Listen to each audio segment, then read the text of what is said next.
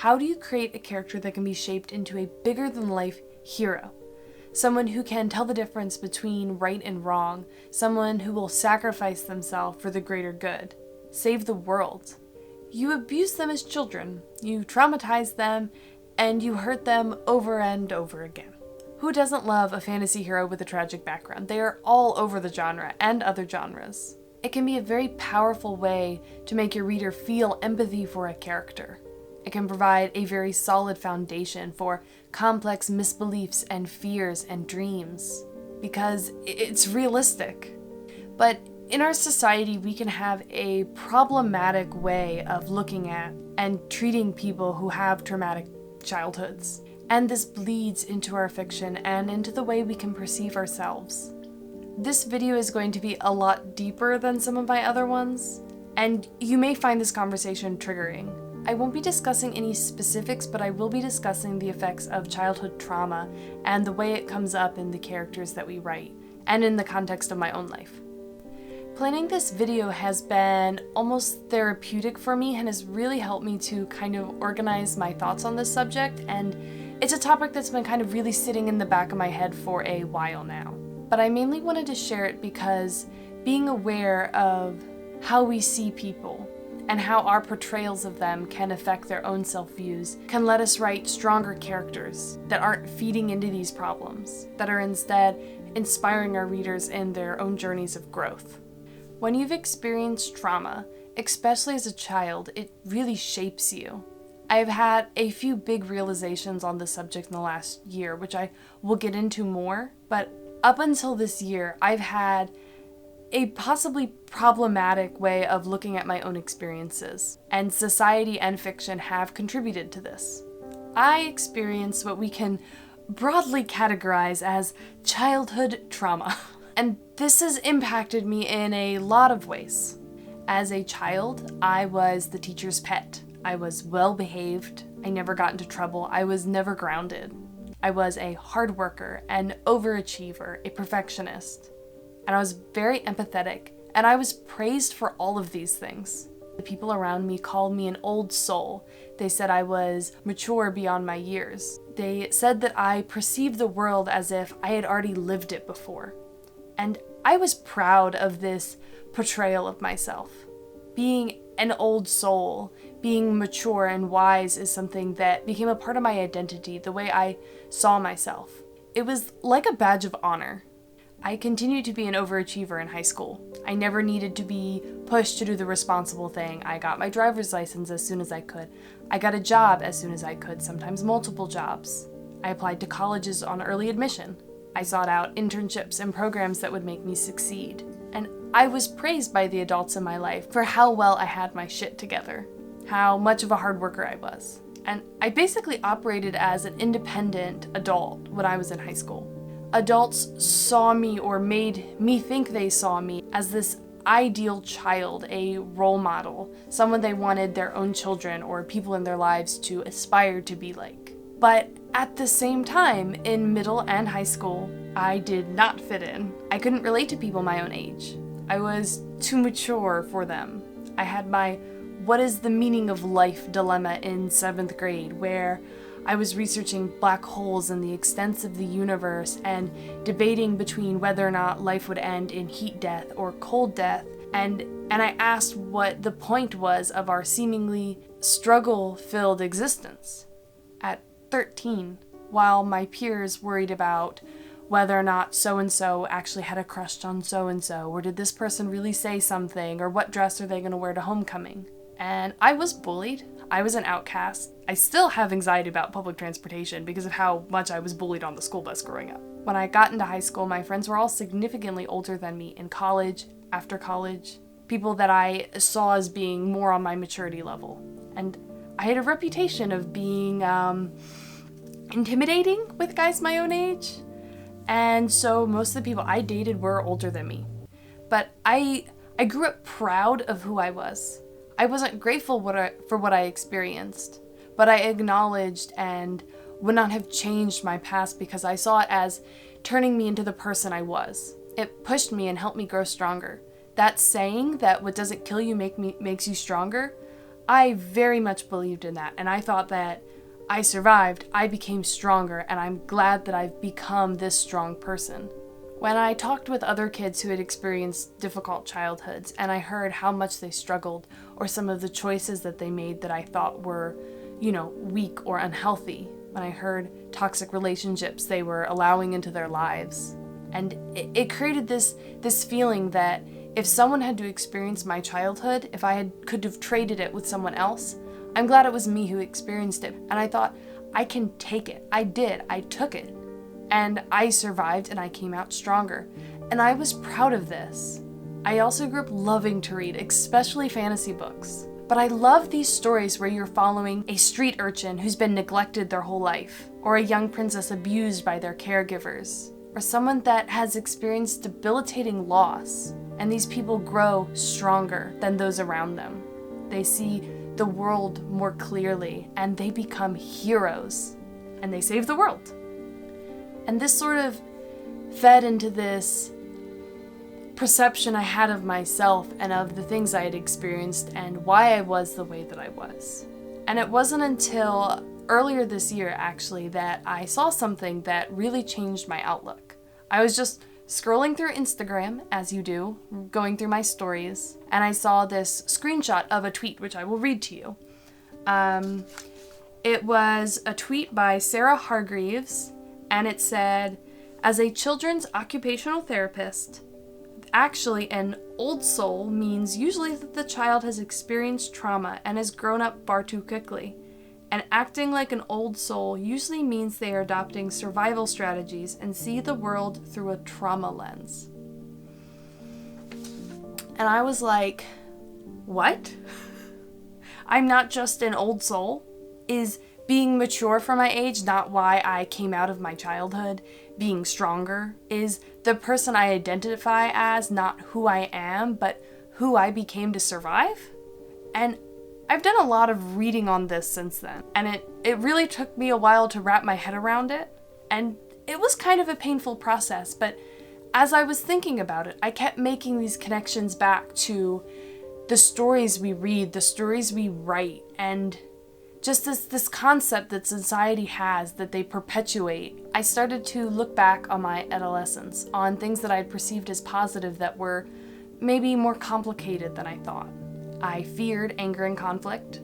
I was afraid to let people down. I chose working and school over living my life. I am 100% someone who can't chill, and I feel bad if I'm not accomplishing something. And I'm still learning not to push myself too hard.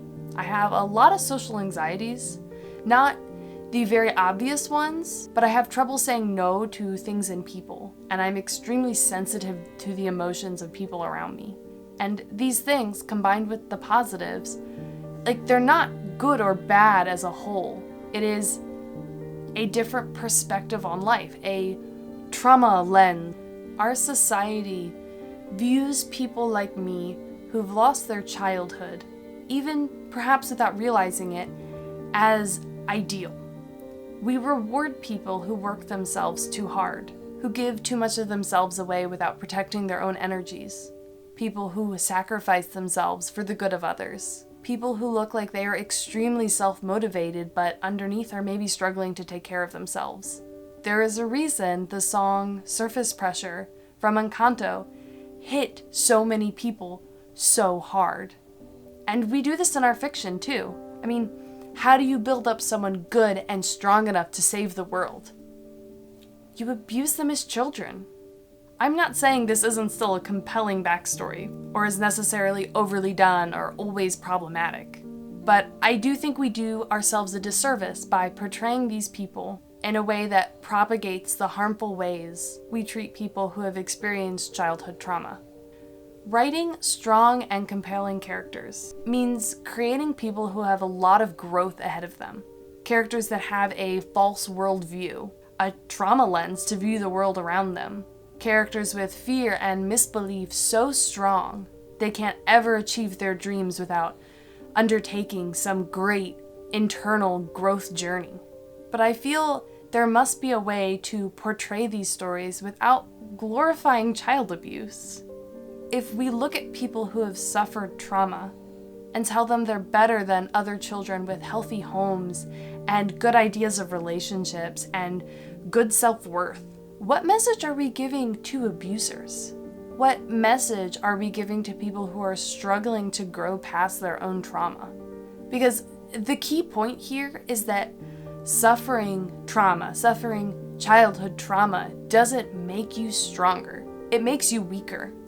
The reason these storylines can be so compelling is that if you take a character from a place of negative growth and you bring them all the way up to here, that's a lot more growth than if you take a healthy person and bring them up to here. The change is greater, and that makes sense. But for ourselves and our characters, how can you fight a warped sense of self? A warped sense of what makes you valuable if all society does is encourage these traits that are fueled by our own lack of self-worth, our anxieties, our unhealthy relationships, if our fiction perpetuates this mindset. I don't want children to read stories about people who suffered like they did, telling them that they are better because of it, that they need to lean into the positives of this trauma, that it's their superpower, while completely neglecting their own selves. Stories that mask these negative impacts. These stories are an opportunity to stop this cycle of self-neglect and to encourage awareness instead. And for our stories, portraying these arcs more accurately can make them so much more powerful for readers. I want to write characters that need to heal.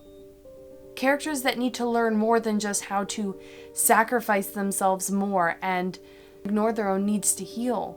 I want to show readers that you can still be hurting, still need healing, even if everyone around you sees you as a role model. So as writers, I think we need to ask ourselves, why are characters with traumatic backstories so compelling? Why do they have these positive traits? Why are they so selfless? Why are they so motivated? Why do they seem mature beyond their years? Why are they noticing things that other characters in your stories aren't?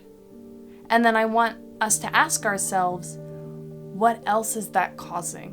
What other pain and struggles inside is that causing to these characters? It is not always accurate to create characters that are incredibly selfless, are incredibly hardworking, are constantly going above and beyond and doing more than they need to do and putting everything they have into these tasks so that they can make these great accomplishments and then have them be completely healthy inside.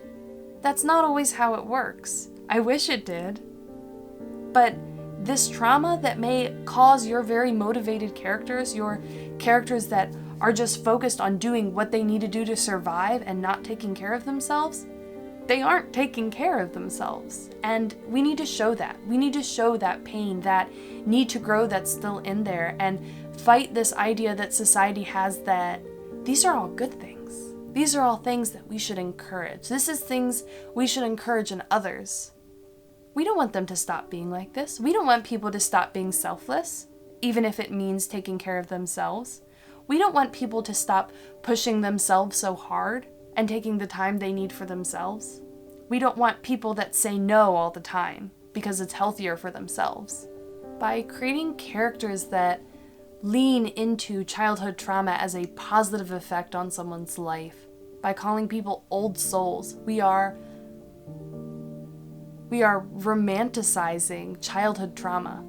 We need to show people that it's okay to let go of that need to constantly be succeeding, to constantly be achieving things and getting things done. That it's okay to take a step back and look at yourself and what you need, and to do what you need to do to heal. We need to show characters that are learning these lessons. We need to acknowledge this loss of innocence, the loss of childhood, and acknowledge that these people are in survival mode. And that's not healthy. And a lot of us, when we suffer like this, when we have difficult lives, we turn to stories. We turn to fantasy. We turn to worlds that we can escape to. And those worlds that we're escaping to should reflect something positive and not something just perpetuating an unhealthy mindset. Our stories speak to the soul, and we need to be mindful of what we are saying. And I'm going to be completely honest, I don't really know how to wrap up this video. I don't have some great conclusion, some easy bulleted way to write characters like this, because it's complicated and everyone's different and everyone copes different and what people experience are different. But I want to see more Luisas out there, and I hope you do too. I'd love it if you liked and commented, but if you want to say something and don't feel comfortable putting it in the comments below, my Instagram is linked in the description and you are more than welcome to DM me to talk about this topic. But otherwise, I will see you all next time.